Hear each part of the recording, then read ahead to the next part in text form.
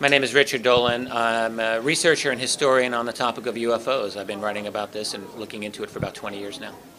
So we've heard from a lot of people, a lot of different things, starting with Ed Mitchell, Sixth Man on the Moon, Yep. and he says unequivocally, we are not alone. What does that mean when you have someone who's walked on the moon saying that statement? Well, Edgar Mitchell's statements are incredibly important, and it's good that media is now dealing with them, because what he has said, this is the sixth man to walk on the moon, is not simply that it's real and someone is here.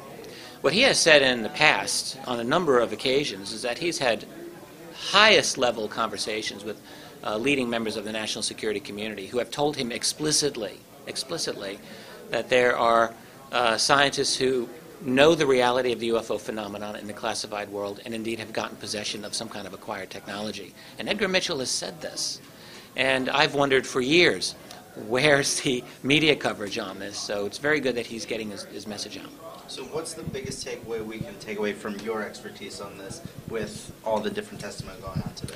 Well, one of the things that has struck me for years about UFOs is the discrepancy between the massive amount of documentary evidence that we have on the one hand and the near complete absence of official acknowledgement of the reality on the other.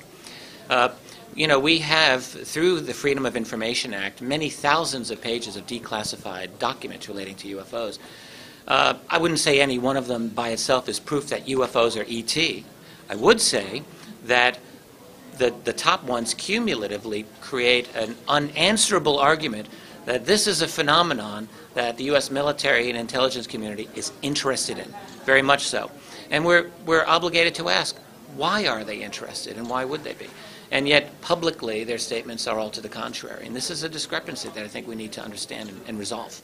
And with more countries coming forward now and wanting to look into this, and representatives from several different countries here today, does that help to hopefully add to the idea that maybe we'll finally get some real disclosure?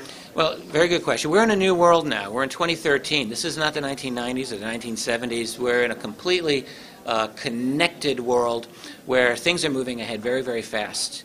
And you have to wonder about the communication technologies we'll have just 5 years from now, 10 years from now. I think stopping the reality of this coming out is going to be very, very difficult to do. The rest of the world is moving ahead of the United States in many, many ways in releasing data, their data on the UFO phenomenon, and just more simply and openly acknowledging that, yes, there is something happening in our airspace that we cannot explain.